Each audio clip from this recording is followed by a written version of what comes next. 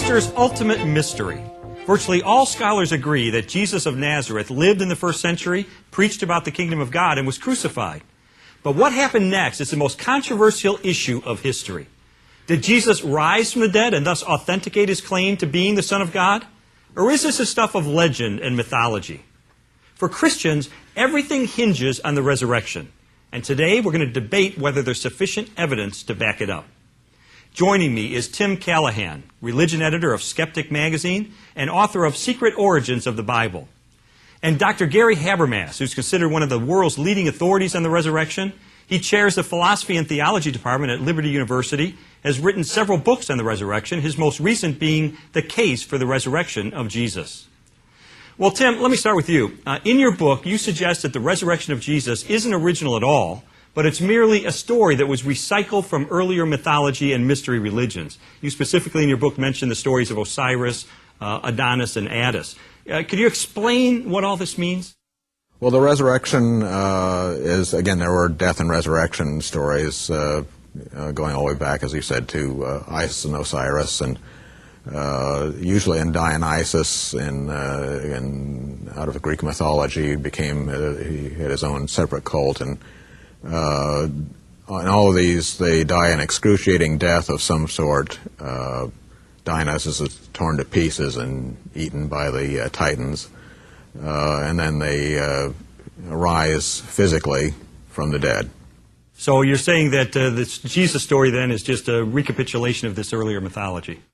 Well, not necessarily exactly a recapitulation, but I think that basically the evidence for it is lacking. Okay. Dr. Habermas, what's your response to that? Let's take Adonis. Adonis is probably the ancient god for which we have the clearest data that he was raised from the dead. We have 4 accounts that Adonis was raised. The earliest one is the 2nd century A.D.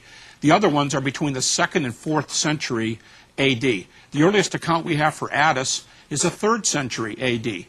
And while Isis and Osiris, as a religion, was definitely pre-Christian, there is no resurrection in Isis and Osiris. Osiris in particular is not raised. Okay, Tim, how do you respond to that? I would point out that oftentimes the only copies of the myths we have are quite late as far as writings go, but quite often we have some evidence of the myths in the form of pictures on vases of the various mythic characters and the situations of the myths. So we can be pretty sure that they were being told orally a lot earlier.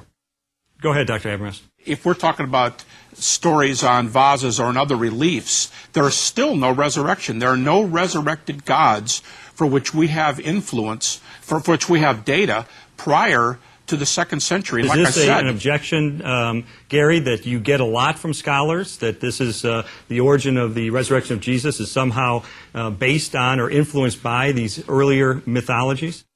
Well, I've done a count recently of 1,200 sources on the resurrection, everything published since 1975 in German, French, and English. And I went back and I looked how many of these scholars who hold university chairs, for example, how many of them who are not Christians, who do not hold to the resurrection, how many of them would say that in any way the mystery gods are a potential inspiration for Christianity? And I can count the number of skeptics on one hand.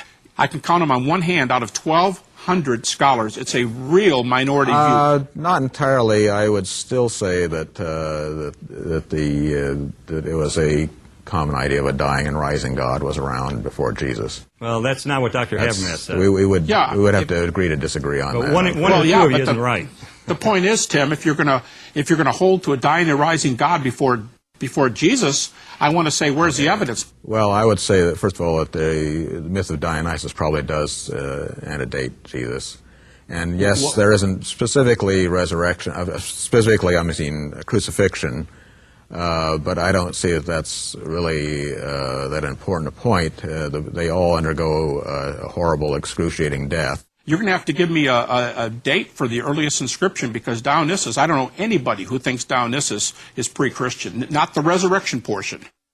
Okay, well, all I can tell you is that the myth is that he is torn apart by the Titans, eaten, and he is raised from the dead. But And this what is the date? I don't What know is the date for I don't know the date of the, as I said, of the original,